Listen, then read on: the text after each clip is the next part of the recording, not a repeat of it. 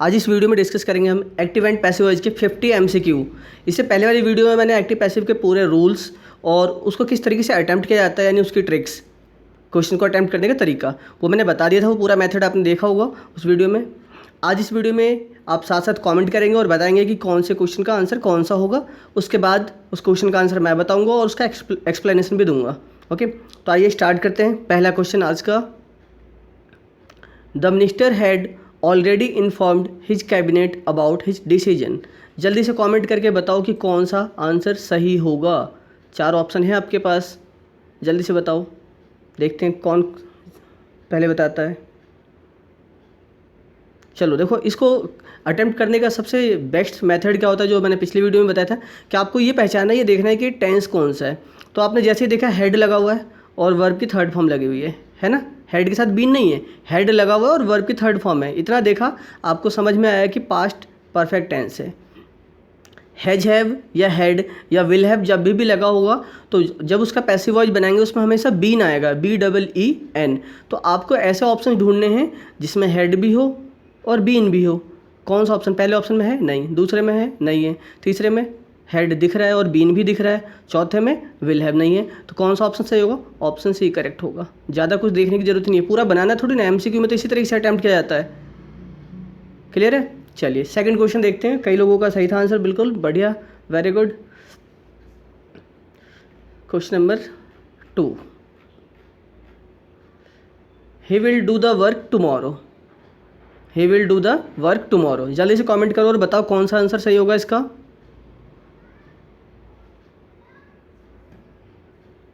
Very good.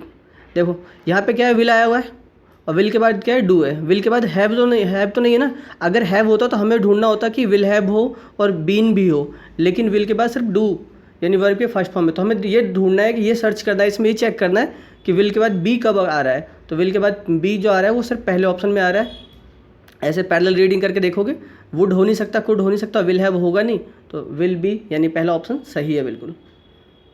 Okay, ज़्यादा आपको try नहीं करना, जिस तरीके से मैं बता रहा हूँ इसी तरीके से एग्जाम में भी अटैम्प्ट करना है। SSC जैसे एग्जाम्स में तो 4 से 5 क्वेश्चन, तो कम से कम 2-3 क्वेश्चन तो प्री एग्जाम में, और मेंस में तो इसके 15 से 20 क्वेश्चन आते हैं। ओके, चलिए देखते हैं question number 3।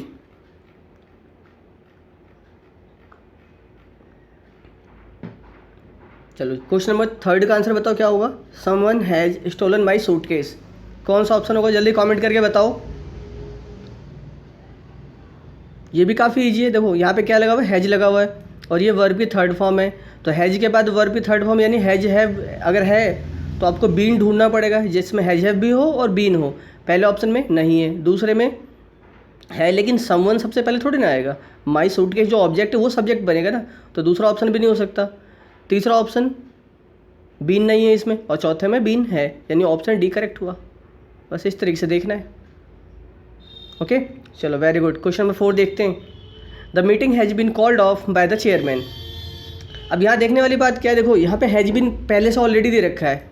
Has been already पहले से गिवन है, यानी पैसिव फॉर्म दे रखा है, क्योंकि देखो यहाँ बाय भी लगा हुआ है ना। तो पैसिव है तो एक्टिव बनाना होगा, यानी कि जब हैज हैव या हैड या फिर विल हैव इनके साथ बीन लगा के पहले से दे रखा होगा, तो आपको जब इसका चारों ऑप्शन से ढूंढोगे यानी कि आंसर ढूंढोगे तो वो एक्टिव में हमें चेंज करना है। तो हम क्या करेंगे, इसमें से बीन हटाएंगे। ओके, अब देखो कौन सा ऑप्शन में इस तरीके से हैज हैव भी है और बीन भी है। पहले ऑप्शन में हैज तो है ही नहीं, दूसरे ऑप्शन में हैज है, तीसरे में इज है, तीसरा हो नहीं सकता, चौथे में हेड है, हेड तो हो नहीं सकता क्योंकि हैज हैव का हेड में कन्वर्जन तो नरेशन में होता है, डायरेक्ट इनडायरेक्ट में, यहाँ तो होगा नहीं, यानी ऑप्शन बी करेक्ट होगा 4th का। The chairman has called off the meeting.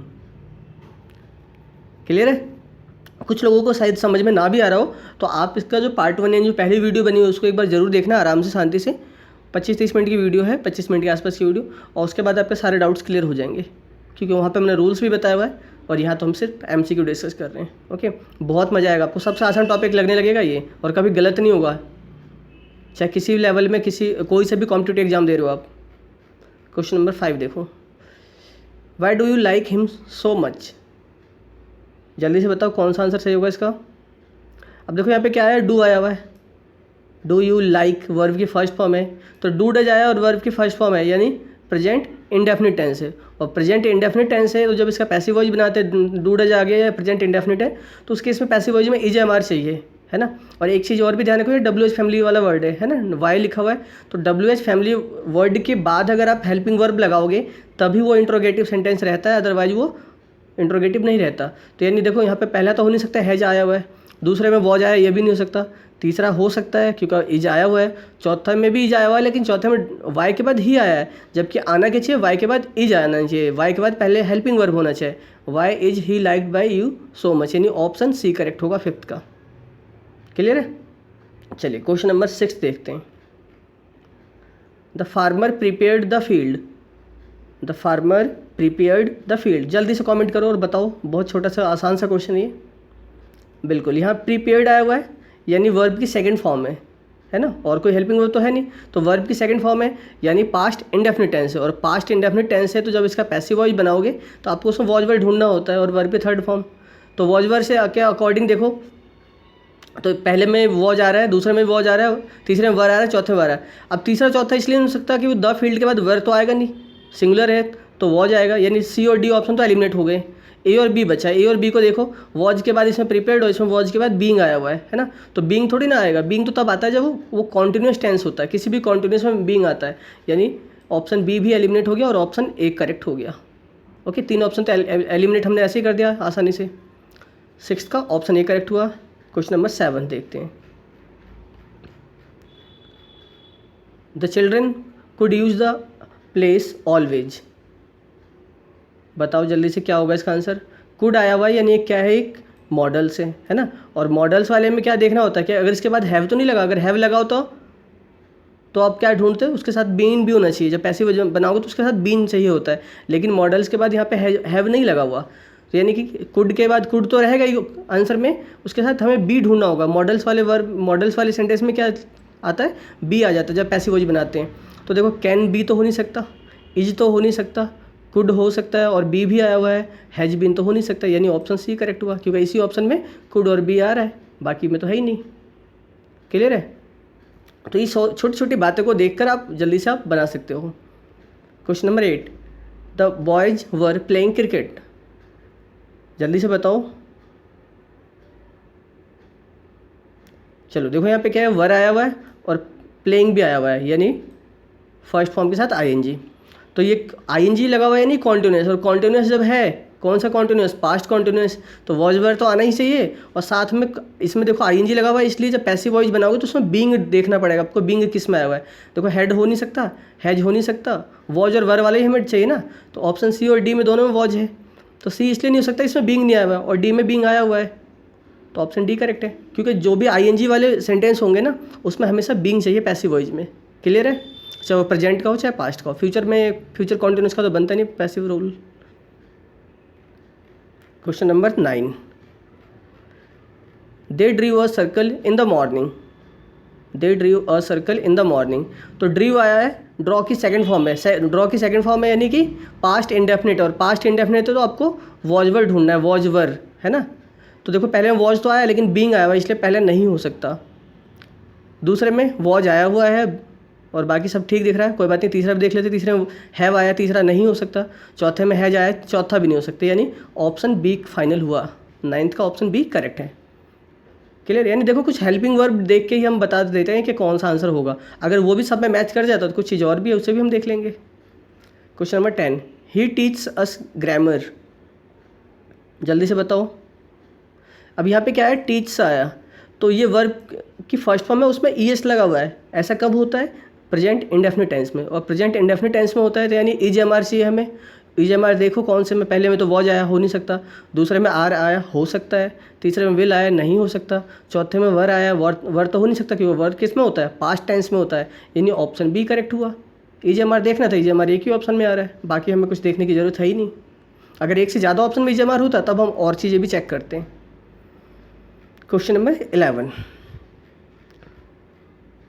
Please shut the door and go to sleep, कौन सा होगा ऑप्शन, देखो प्लीज़ आया हुआ है ना, प्लीज़ क्या है, एक रिक्वेस्ट होता है, तो जब प्लीज़ वाली सेंटेंस आपने जब मैंने आपको बताया था उसमें वीडियो में आपने देखा होगा ऑर्डर, एडवाइज, रिक्वेस्ट वाली सेंटेंस के लिए, तो इसको सबसे पहले हम कैसे बनाएंगे, यू आर से, और प्लीज़ है तो रिक्वेस्टेड है, तो एक ही ऑप्शन में ऑप्शन सी करेक्ट होगा, यू आर रिक्वेस्टेड, बाकी में तो ऐसा कुछ है ही नहीं, है ना।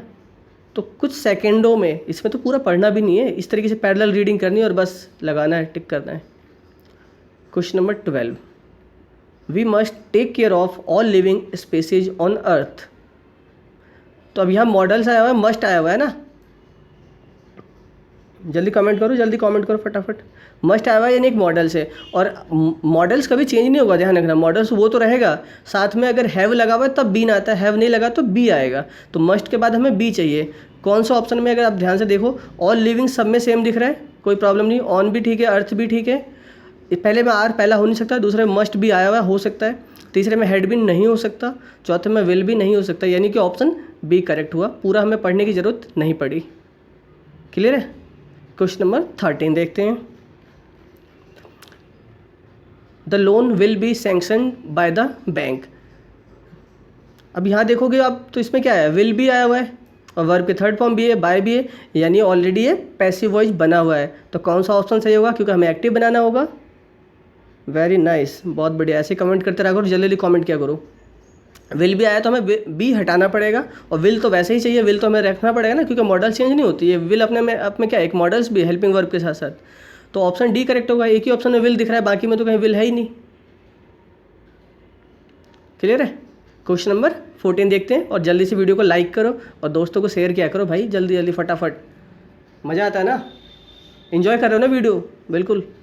क्वेश्चन नंबर 14 देखते हैं, Rahul is teaching the children in the slum areas. काफ़ी ईजी है, जल्दी से बताओ। इज टीचिंग आया हुआ है, इज एम आर भी है और वर्ब के साथ आई एन जी भी है, यानी कि प्रेजेंट कॉन्टिन्यूस टेंस हुआ। मैंने क्या बताया था, आई एन जी वाले सेंटेंस में हमेशा बीइंग चाहिए, और इज एम आर है तो इज एम आर भी चाहिए। पहले में ऐसा नहीं है, बीइंग नहीं है, दूसरे में भी बीइंग नहीं दिख रहा, तीसरे में भी दिख रहा, चौथे में दिख रहा है, तो यानी कि 14th का ऑप्शन कौन सा होगा, ऑप्शन डी करेक्ट होगा, क्योंकि 14th में यहाँ पे आर भी आया हुआ है और बीइंग भी आया हुआ है, बाकी ऑप्शंस में ऐसा नहीं है। क्वेश्चन नंबर 15 देखते हैं, why did he break the garden wall. कौन सा होगा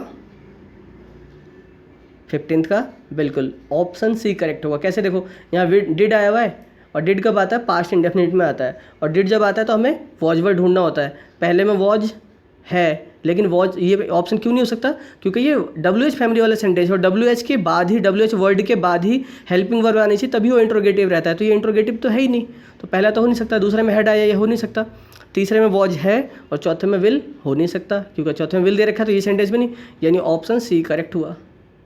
क्लियर है।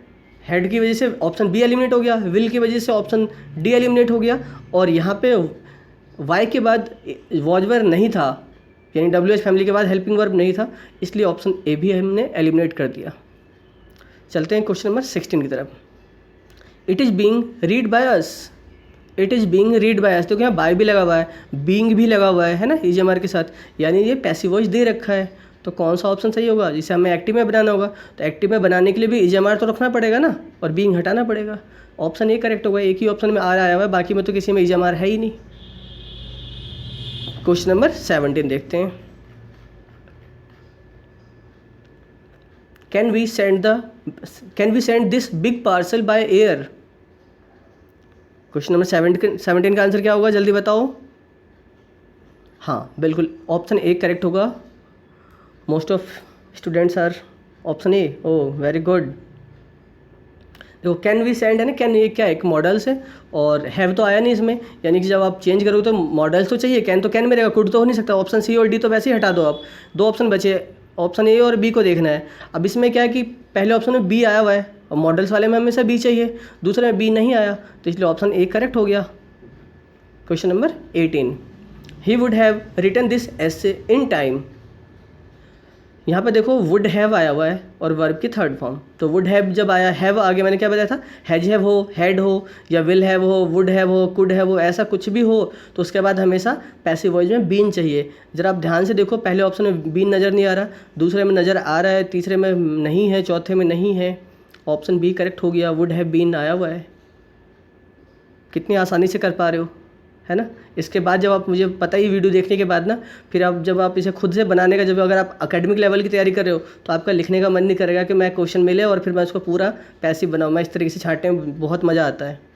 और 50 क्वेश्चन डिस्कस करने के बाद तो आपको यूँ आसान लगेगा, बहुत ही ईजी लगने लगेगा, तो सारे डाउट्स क्लियर हो जाएंगे। छोटे से बड़े लेवल तक के हर टाइप के क्वेश्चन है इसमें। He is writing a letter, he is writing a letter, क्या होगा इसका आंसर।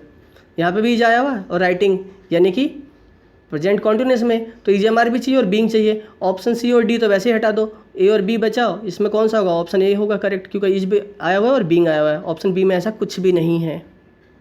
क्लियर है। क्वेश्चन नंबर 20 देखते हैं। Ads on TV increase the sale of any commodity, यानी हिंदी तो आपको पता ही है, टीवी पे जो विज्ञापन आता है उसकी वजह से किसी भी कमोडिटी की सेल बढ़ जाती है। तो अब आपको यहाँ बताना है कि कौन सा इसका आंसर करेक्ट होगा।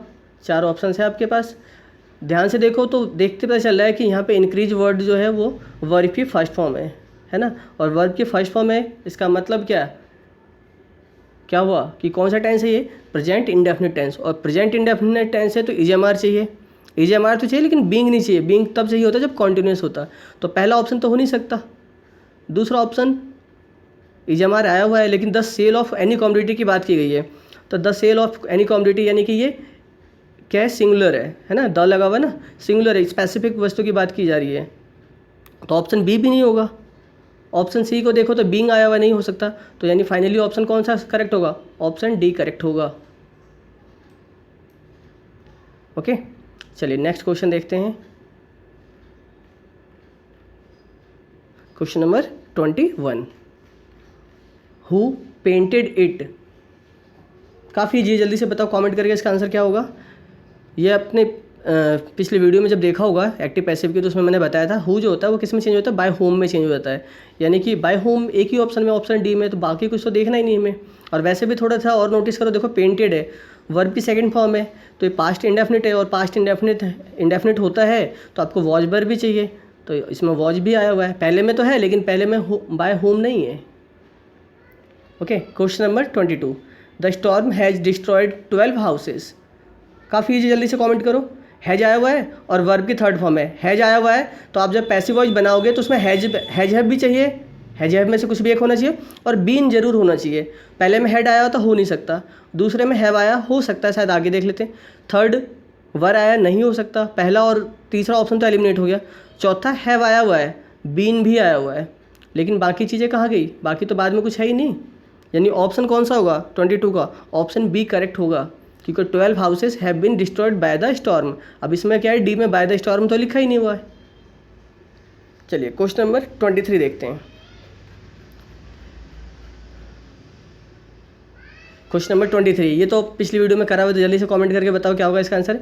क्विनीन टेस्ट्स बिटर, कौन सा होगा, ऑप्शन ए करेक्ट होगा। बिल्कुल, इसका रूल आपको मैंने बताया था, जब भी टेस्ट और स्मेल की बात की जाए, ऐसे 2 वर्ड आए तो ऐसे सेंटेंस में हम क्या करेंगे, ये टेस्ट और स्मेल का पता तभी चलता है जब एक्चुअल में हम उसे वो करके देखते हैं, यानी टेस्ट करेंगे। जब तक हम किसी चीज़ को टेस्ट नहीं करेंगे तब तक पता नहीं चलेगा, या स्मेल नहीं करेंगे, उसे सूंघ कर नहीं देखेंगे। तो उसी तरीके से क्या है कि ऐसे वर्ड, ऐसे सेंटेंस में हमेशा एक वर्ड का यूज होता है व्हेन इट इज, है ना, या अगर पास्ट में है तो इट वॉज हो जाएगा यहाँ पे। तो अब ये देखो टेस्ट लिखा ना, इसमें ES लगा हुआ है, S लगा हुआ है एक्चुअल में टेस्ट में, तो ये प्रेजेंट इंडेफिनिट में, तो EGMR तो यहाँ पे आएगा, quinine is bitter when it is tested. यहाँ पे तो लास्ट में वर्ब की थर्ड फॉर्म आप लगाओ गई, बाकी में तो ऐसा कोई मतलब नहीं। एक सेंटेंस और देखते हैं ऐसा, फिर आप कॉमेंट करना, बताओ। दोज मैंगोज स्मेल स्वीट, अब यहाँ पे स्मेल आया हुआ है, तो जब बनाओगे पैसिव वॉइस तो कैसे होगा, देखो दोज मैंगोज, तो यहाँ तक तो ठीक है, कोई दिक्कत नहीं है। अब यहाँ पे ये प्रेजेंट टेंस में है, प्रेजेंट है ना, प्रेजेंट में ये मैंगोज है, ये दोज मैंगोज स्मेल, इसमें ED या ऐसा कुछ तो लगा हुआ नहीं है, वर्ब की सेकंड फॉर्म या थर्ड फॉर्म तो है नहीं, तो EGMR आएगा। बिल्कुल मैंगोज है, प्लूरल है तो आर आएगा, यानी पहला और दूसरा ऑप्शन हो सकता है। स्वीट भी ठीक है, यहाँ पे तो स्पेलिंग टाइप गलत है। यहाँ पे अगर मान लो यहाँ वैन भी लिखा होता तो भी आगे देखो, आगे मैच करो, यहाँ तक भी ठीक है, लेकिन ये स्मेल है और यहाँ स्मेल्ट है, तो स्मेल की थर्ड फॉर्म तो बनाओगे ना, इसलिए ऑप्शन बी करेक्ट होगा, स्मेल्ट हो जाएगा। ओके, 24 का 25 देखते हैं। Sohan was interviewing the political leaders. Was were आया हुआ है, आईएनजी भी आया हुआ है, कौन सा ऑप्शन सही होगा जल्दी से बताओ। Yes, option B, option A correct होगा, ऑप्शन ए, क्योंकि द पॉलिटिकल लीडर्स ये प्लूरल है, यहाँ पे क्या आएगा, वर आएगा, लीडर्स की बातें हो रही ना। और उसके बाद आगे आप देखो तो बाकी तो बीइंग आया ही हुआ है, और पैसिव वॉइस में हमें बीइंग चाहिए बिल्कुल। ओके, ऑप्शन बी क्यों नहीं हो सकता, क्योंकि देखो यहाँ लीडर्स बोला हुआ है और यहाँ पे क्या लिखा हुआ है, लीडर लिखा हुआ है। ऑप्शन सी और डी तो मतलब ही नहीं बनता, क्योंकि ये पास्ट टेंस की बात कर रहा है और इन दोनों में प्रेजेंट टेंस है। तो थोड़ा सा बस ध्यान रखना है कि इसमें एस लगा हुआ है, इसमें एस नहीं लगा हुआ, यह कन्फ्यूजन के चक्कर में कहीं गड़बड़ मत कर देना आप। ओके, क्वेश्चन को भी देख लेना थोड़ा सा। 25 में से किसके 25 सही हो गए, जल्दी से कॉमेंट करके बताओ। क्वेश्चन नंबर 26 की तरफ बढ़ते हैं। Help others but don't expect या do not expect anything in return. ये तो सच्चाई है, दूसरों की मदद करो लेकिन उम्मीद मत करो कि उनसे वापसी में आपको भी कुछ मिलेगा। तो ये एक एडवाइस की बात हो रही है कि एक्चुअल में कि ऐसा है ना, दूसरों को सलाह दी जा रही है कि दूसरों की मदद तो करो लेकिन उम्मीद मत करो कि तुम्हें भी वापसी में उनकी तरफ से कुछ मिलेगा। तो अगर आप इसे ध्यान से देखो, पहला ऑप्शन यूर एडवाइस से बन रहा है लेकिन इसमें बट नहीं आया हुआ है, इस सेंटेंस में बट कहीं है ही नहीं, तो हो नहीं सकता। दूसरे में ऐसा कुछ है नहीं। तीसरे में यू वर आ गया तो वर तो हो नहीं सकता, पास्ट की तो बात हो नहीं रही। चौथा ऑप्शन करेक्ट होगा, you are advise to help others but forbidden. यहाँ पे डू नॉट लिखा हुआ था लेकिन उसी को यहाँ पे क्या लिख दिया गया ऑप्शन में, फॉरबिडन। डू नॉट का मतलब होता है नहीं के लिए, नेगेटिव इन सेंस है डू नॉट, और फॉरबिडन का मतलब भी होता है मना करना है या ना, नहीं के लिए यूज किया जाता है फॉरबिडन वर्ड। ओके, तो ऑप्शन डी करेक्ट हुआ। क्लियर है, 26 का डी। 27 देखते हैं। Think before you speak. बोलने से पहले सोचा करो, है ना। कौन सा ऑप्शन होगा, ये भी एक एडवाइस है या रिक्वेस्ट है, क्या है, थिंक बिफोर यू स्पीक, बोलने से पहले सोचा करो। तो ये एक एडवाइस है, क्योंकि कोई रिक्वेस्ट नहीं है, हम किसी से रिक्वेस्ट नहीं कर रहे हैं, सलाह देते हैं कि भाई ऐसा करा करो। ऑप्शन सी करेक्ट होगा, एक ही ऑप्शन में एडवाइस आया हुआ है। क्वेश्चन नंबर 28 देखते हैं। God gives us happiness. Gives आया हुआ है, वर्ब की फर्स्ट फॉर्म, उसमें एस लगा हुआ है, तो प्रेजेंट इंडेफिनिट में और प्रेजेंट इंडेफिनिट में तो हमें ईएमआर चाहिए। तो ऑप्शन सी और डी तो हो नहीं सकता, ऑप्शन ए और बी बचा। बी इसलिए नहीं हो सकता क्योंकि इसमें बीइंग लगा हुआ है, यहाँ पे आईएनजी वाली वर्ड तो आया नहीं है, आईएनजी वाली फॉर्म तो नहीं है ना वर्ब की, तो इसलिए ऑप्शन बी करेक्ट नहीं होगा, ऑप्शन ए करेक्ट होगा। ओके, बीइंग तब चाहिए होता है जब यहाँ पे वर्ब के साथ आईएनजी लगा होता। Question number 29। Please keep off the grass. Please आया, प्लीज़ यानी एक रिक्वेस्ट के लिए बात हो रही है। रिक्वेस्ट के लिए अगर देखा जाए तो पहला और दूसरा सेंटेंस है नहीं, हो नहीं सकता, तीसरा और चौथा बन रहा है। तीसरा चौथा को ध्यान से देखना है। देखो जब प्लीज़ आया ये क्या है, ये भी एक रिक्वेस्ट है, और जब सेंटेंस में रिक्वेस्टेड वर्ड यूज कर लिया आपने तो क्या आपको दोबारा प्लीज़ यूज करना है, नहीं। दोबारा अगर दो वर्ड एक ही जैसे यूज कर रहे होते हैं सुपर फ्लोस हो जाता है ना, तो इसलिए इसे यूज नहीं करोगे। तो ऑप्शन डी करेक्ट होगा, you are requested to keep off the grass. Okay, जैसे काइंडली और रिक्वेस्टेड एक साथ आप यूज नहीं कर सकते, प्लीज और रिक्वेस्टेड नहीं यूज कर सकते क्योंकि फिर सुपर फ्लोस हो जाता है, एक ही वर्ड को डबल 2 बार यूज कर रहे हो आप। क्वेश्चन नंबर 29 का डी। 30 देखते हैं। 30 बताओ जल्दी से कमेंट करके क्या होगा। All his friend laughed at him.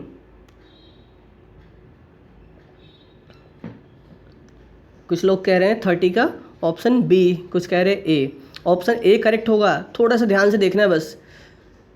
Laughed verb की सेकंड फॉर्म है तो वॉज वर आएगा, वॉज वर सब में आ रहा है। देखो ही वॉज, लाफ्ड लाफ्ड, यहाँ बीइंग आ गया, तो सी और डी तो एलिमिनेट हो गए, खत्म।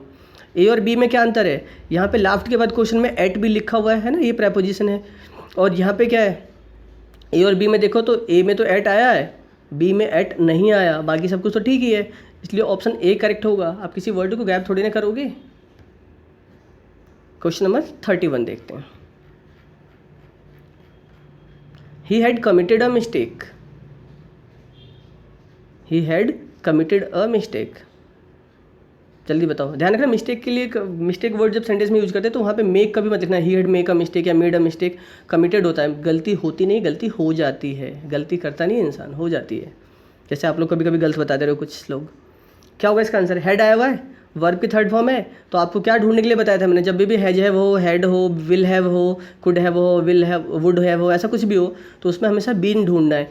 देखो हैड भी चाहिए और बीन भी चाहिए, पहला ऑप्शन में बीन नहीं है, दूसरे में तो हैड भी नहीं है ना, वॉज लिखा हुआ तो ये हो नहीं सकता, तीसरे में हैड है और बीन भी है, चौथे में हैज बीन है तो चौथा भी नहीं हो सकता, यानी ऑप्शन सी करेक्ट हुआ। ओके, देखा मज़ा आ रहा है ना। मैं पूरा पढ़ने के लिए भी नहीं बोल रहा आपको, सिर्फ कुछ चीज़ें कैसे देख के आपको बताना है आंसर, वो बता सकते हो। उम्मीद कर रहा हूँ कि इस वीडियो को आप ज़्यादा से ज़्यादा लोगों के पास शेयर करोगे, चाहे वो कोई से भी एग्जाम की तैयारी करो, एसएससी मेंस तक की एग्जाम, सीजीएल मेंस का जो एग्जाम होता है वहाँ पे 20 क्वेश्चंस लगभग आते हैं एक्टिव पैसिव के। देखो उन एग्जाम्स के लिए भी इससे ज़्यादा नहीं पढ़ाया जाता, और इस तरीके से कोई पढ़ाएगा भी नहीं जल्दी आपको। Open the window, open the window, जल्दी से बताओ इसका आंसर क्या होगा।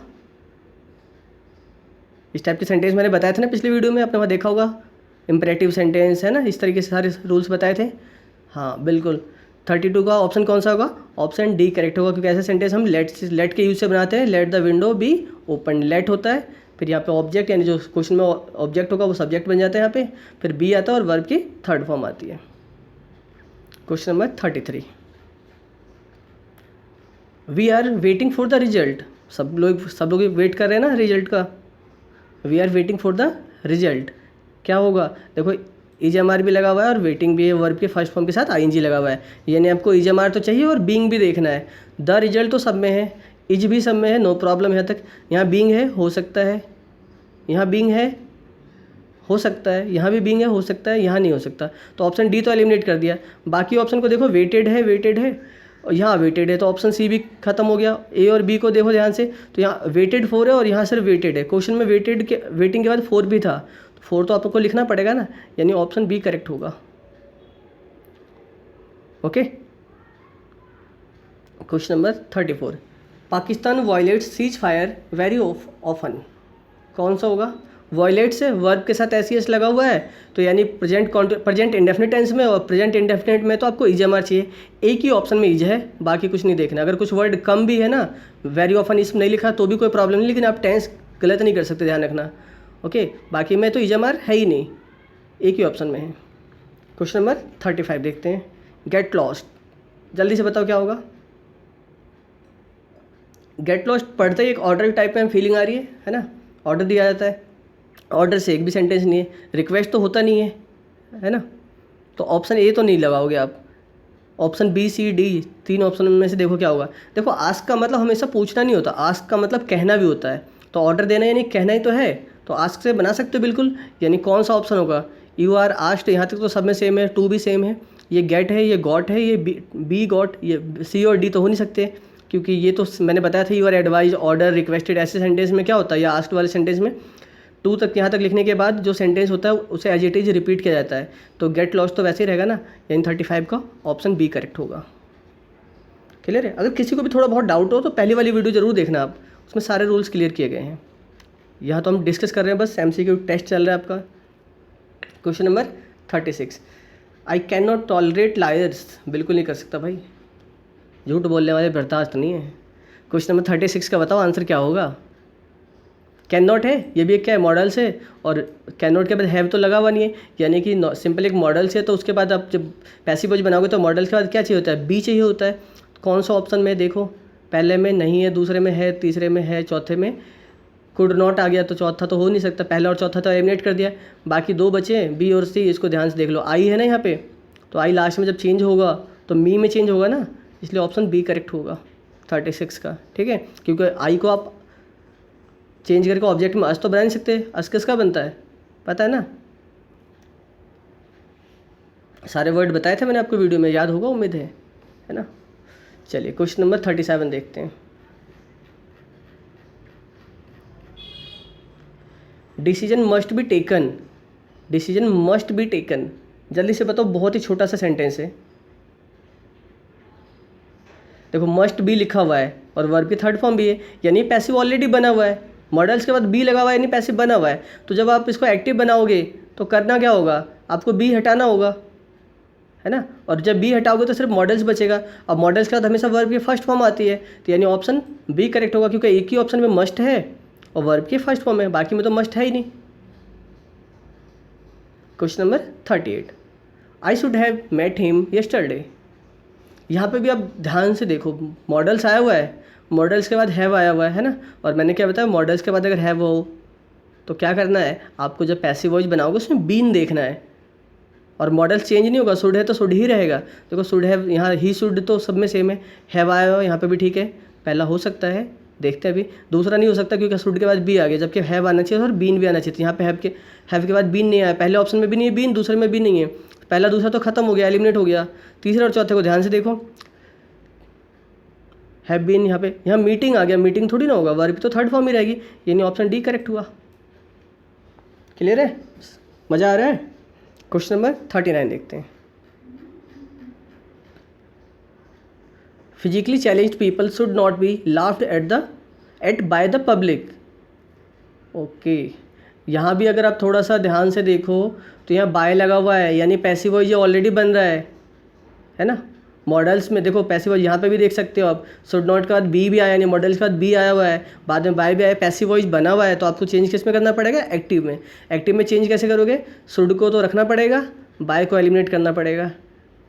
और कैसे बनाओगे, सबसे पहले फिजिकली था, यानी पैसिव वॉइस बना हुआ है, तो जब इसे आप एक्टिव बनाओगे तो ये वर्ड पहले तो नहीं आएगा ना, ये वर्ड तो फिजिकली चैलेंज तो बाद में जाएगा, यानी पहले क्या आएगा, पहले जो आएगा द पब्लिक आएगा। तो पहला ऑप्शन तो हो नहीं सकता, दूसरा ऑप्शन चेक कर सकते हैं, लेकिन दूसरा ऑप्शन इसलिए नहीं होगा क्योंकि इसमें विल आया है और हमें चाहिए कौन सा, यहाँ पे मॉडल शुड है तो हमें शुड चाहिए, है ना।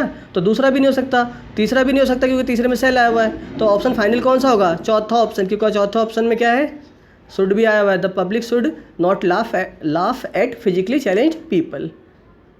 क्लियर है, तो इस तरीके से आप देख के जल्दी जल्दी बता सकते हो। Question number 40, a detective arrested him as soon as he got home. यहाँ पे अरेस्टेड आया हुआ है ना, यानी वर्ब की सेकंड फॉर्म है, और वर्ब की सेकंड फॉर्म में तो पास्ट इंडेफिनिट में क्या आएगा, वॉज आएगा। एक चीज़ और ध्यान रखना, देखो वर्ब के बाद जो है वो ऑब्जेक्ट होता है ना। तो वर्ब के बाद क्या है, हिम आया हुआ है, ऑब्जेक्टिव केस में यूज है ना। तो यही तो जब हम इससे पैसिव वॉइस बनाते हैं तो यही क्या बन जाता है, सब्जेक्ट बन जाता है। तो हिम सबसे पहले आएगा तो यानी ही बनेगा। हिम किस में चेंज होगा, ही में। एक ही ऑप्शन में ही है, सबसे पहले है ऑप्शन बी में, बाकी में तो किसी में ही है ही नहीं, कुछ देखना ही नहीं। आँख बंद करके आप लगा सकते हो, ऑप्शन बी करेक्ट हुआ। क्लियर है। क्वेश्चन नंबर 41 देखते हैं। बड़े सेंटेंस, आंसर बड़े छोटे से। Question number 41, I did not trust anybody. I did not trust anybody, did आया, पास्ट इंडेफिनिट हुआ, पास्ट इंडेफिनिट यानी वॉज वर्ब चाहिए। जब इसका पैसिव वॉइस बनाओगे तो कौन से ऑप्शन में, एक ही ऑप्शन में वॉज दिख रहा है पहले ऑप्शन में, बाकी तो कुछ देखना ही नहीं है हमें। क्वेश्चन नंबर 41 का ऑप्शन ए करेक्ट है। 42, you will be looked after well. You will be looked, will be आया यानी मॉडल्स का बी आ चुका है और वर्ब की थर्ड फॉर्म भी आ चुकी है, यानी ये पैसिव ऑलरेडी सी बना हुआ है। तो जब आप इसे एक्टिव में बनाओगे तो विल तो रहेगा, है ना, विल सेल तो रहेगा। जो लुक्ड है वो वर्ब की फर्स्ट फॉर्म में कन्वर्ट हो जाएगा और बी खत्म हो जाएगा, बी गायब हो जाएगा। ध्यान से देखो, बी और सी ऑप्शन नहीं हो सकते हैं। ए और डी में कुछ थोड़ी कन्फ्यूजन होगी कुछ बच्चों को, लेकिन डी इसलिए नहीं हो सकता क्योंकि यहाँ तो सेल बी लुक्ड, ये तो ऑलरेडी पैसिव टाइप का बना हुआ दिख रहा है, यानी ऑप्शन ए करेक्ट होगा। They will look after you well. Question number 43, who gave you permission to enter. तुम्हें अंदर आने की परमिशन किसने दी। देखो गेव है ना, वर्ब की सेकंड फॉर्म है, जल्दी से बताओ कौन सा आंसर होगा। ये पास्ट इंडेफिनिट है गेव है तो, और पास्ट इंडेफिनिट होगा तो वॉज वर्ब आएगा, है ना। तो बाय होम तो सब में है, बाय होम तक तो कोई प्रॉब्लम नहीं। अब बाय होम के बाद जब भी अगर ये इंट्रोगेटिव सेंटेंस है, WH फैमिली वाला सेंटेंस है, तो वॉज वर्ब तो पहले ही चाहिए ना। पहले ऑप्शन में बाय होम के बाद वर्ब है, दूसरे में नहीं है, तीसरे में भी नहीं है, और चौथे में वॉज आया हुआ है। जबकि उसके बाद देखो सब्जेक्ट क्या है, वॉज के बाद यू, और यू के साथ क्या आता है, वर, यानी ऑप्शन ए करेक्ट होगा। क्लियर है। By whom were you given permission to enter. Question number 44, Darjeeling grows tea. पता सबको, तो अपने SST में पढ़ा होगा। यहाँ पे ग्रो के साथ एस लगा हुआ है, यानी प्रेजेंट इंडेफिनिट टेंस हुआ। एस लगा हुआ है ना, प्रेजेंट इंडेफिनिट। जब चेंज करोगे तो EJMR चाहिए। देखो जरा ध्यान से, पहले में तो इज आया नहीं, दूसरे में इज आ रहा है, तीसरे में नहीं आया, चौथे में इज आ रहा है, लेकिन चौथे में बीइंग भी आ गया, तो चौथा भी नहीं हो सकता, यानी ऑप्शन बी फाइनल हुआ। क्लियर है ना। ऐसे आराम से देखो और प्रैक्टिस करते जाओ। अब तो आप भी इंटेलिजेंट हो गए हो, आंसर्स भी सारे सही बता रहे हो, very good. Question number 45, why do you tell a lie. Do does आया है ना, और वर्ब की फर्स्ट फॉर्म है, तो डू डज आया तो EJMR चाहिए। अब EJMR वो भी ध्यान रखना है क्या, WH फैमिली वर्ड के बाद ही EJMR चाहिए। पहले में ऑप्शन में ऐसा नहीं है, तो पहला नहीं हो सकता, दूसरा हो सकता है, तीसरा हो सकता है, चौथा भी हो सकता है, लेकिन आगे ध्यान से देखो। तो अब इसमें बी तो आएगा नहीं, बी तो मॉडल्स वाले में आते हैं, तो बी ऑप्शन भी एलिमिनेट हो गया। है ना। सेकंड ऑप्शन क्यों हट गया, क्योंकि इसमें बी लिखा हुआ है। थर्ड ऑप्शन हो सकता है, और चौथा क्यों नहीं हो सकता, क्योंकि चौथे में बीइंग लिखा हुआ है। यानी फाइनल आंसर क्या होगा इसका, 45 का ऑप्शन सी करेक्ट होगा। Question number 46, thief killed him. Killed verb की सेकंड फॉर्म है, पास्ट इंडेफिनिट, और पास्ट इंडेफिनिट है तो आपको क्या देखना है, वॉज वेयर देखना है। जरा देखो कौन से में है ऐसा, पहले में भी वॉज है, दूसरे में नहीं है, तीसरे में है, चौथे में है तो, लेकिन बाकी चीज़ें तो है ही नहीं कुछ, तो चौथा भी नहीं हो सकता। दूसरा पहले एलिमिनेट हो गया, पहला और दूसरा ध्यान से देखो, पहले में वॉज के बाद किल आया लिखा हुआ है, वर्ब की थर्ड फॉर्म नहीं है, और यही बच्चे गलत कर देते हैं, ध्यान देते नहीं, उन्हें लगता है पहला सही है, यहाँ पे किल्ड है, तो इसलिए ऑप्शन सी करेक्ट होगा। Okay, question number 47, he was writing a love letter. ओहो, मामला सीरियस हो गया, लिख रहा था, अभी नहीं लिख रहा। तो देखो यहाँ पे वॉज वर आया है और आईएनजी लगा हुआ है ना, यानी कि हमें बीइंग देखना है, वॉज वर भी चाहिए और बीइंग भी चाहिए। कौन सा ऑप्शन है, पहले में तो हेड बीइंग हो नहीं सकता, दूसरे में बीइंग तो आया लेकिन ना तो वॉज वर कुछ है ही नहीं, दूसरा भी नहीं हो सकता, तीसरे में वॉज तो आया, बीइंग है ही नहीं, तीसरा भी नहीं हो सकता, यानी फाइनल कौन सा होगा, ऑप्शन डी करेक्ट होगा 47 का, क्योंकि इसमें वॉज भी आया हुआ है और बीइंग भी आया हुआ है। 48, somebody had already adopted him। क्या आया, हेड आया, वर्ब की थर्ड फॉर्म है, तो हेड वाले सेंटेंस में आपको क्या देखना है, हेड तो चाहिए, साथ में बीन भी होना चाहिए। कौन कौन सा ऑप्शन एलिमिनेट हो जाएंगे, जरा एलिमिनेट करो। पहला नहीं हो सकता क्योंकि हैव आया है, दूसरा हो सकता है, तीसरा इसलिए नहीं हो सकता तीसरे में बीन नहीं है, और चौथा इसलिए नहीं हो सकता क्योंकि चौथे में हैज आया हुआ है, यानी फाइनल कौन सा होगा, 48 का ऑप्शन बी करेक्ट होगा, क्योंकि हेड भी है और बीन भी है, वर्ब की थर्ड फॉर्म था ही already. Question number 49, she will hate me. ओ, हो सकता है भाई, क्या होगा इसका आंसर, जल्दी से बताओ। देखो विल आया ना, तो विल को वुड मत चेंज करना, विल को वुड तब चेंज होगा जब आप नरेशन पढ़ोगे, तब यहाँ चेंज नहीं होता।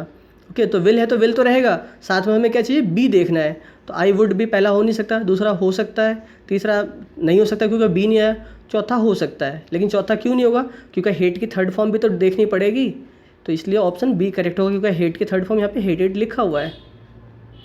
ओके, बी और डी में ज़्यादा अंतर नहीं है, बस वर्ब की थर्ड फॉर्म का अंतर है। क्वेश्चन नंबर 49 तक हमने कर लिए। अभी तक जितने लोगों ने वीडियो को लाइक नहीं किया, जल्दी से लाइक करो भाई, और वीडियो देखने के बाद शेयर जरूर करना, और पहली बार चैनल पे आए हो तो सब्सक्राइब कर लेना। लास्ट क्वेश्चन देखते हैं, फिर देखते हैं किसके 50 में से कितने सही। People speak Hindi in many states. People speak, देखो यहाँ पे वर्ड कौन सा है, वर्ब की फर्स्ट फॉर्म है ना, और वर्ब की फर्स्ट फॉर्म है यानी ईजीएमआर देखना है आपको। कौन सा ऑप्शन में ईजीएमआर है, जरा ध्यान से देखो, पहले में है, दूसरे में नहीं है, तीसरे में नहीं है, दो ऑप्शन तो एलिमिनेट हो गए, बी और सी, पहला और डी, दूसरे को, दोनों को ध्यान से देखो। स्पीक के थर्ड फॉर्म बनाओगे ना, पैसिव वॉइस बनता है तो वर्ब की थर्ड फॉर्म होती है, तो स्पीक की थर्ड फॉर्म क्या होती है, स्पोकन, यानी ऑप्शन ए सही हुआ। ठीक है, 50 का ऑप्शन ए करेक्ट है।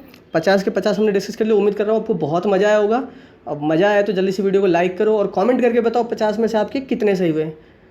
ठीक है, मिलते हैं नेक्स्ट वीडियो में, और भी चीज़ें हम डिस्कस करेंगे।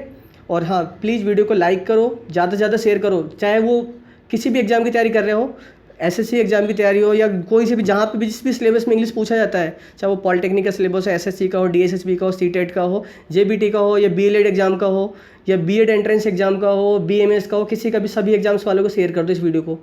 ओके, इस वीडियो को जितना शेयर करोगे उतना ही सबका भला होने वाला है। ओके, चलो ऑल द बेस्ट, मिलते हैं नेक्स्ट वीडियो।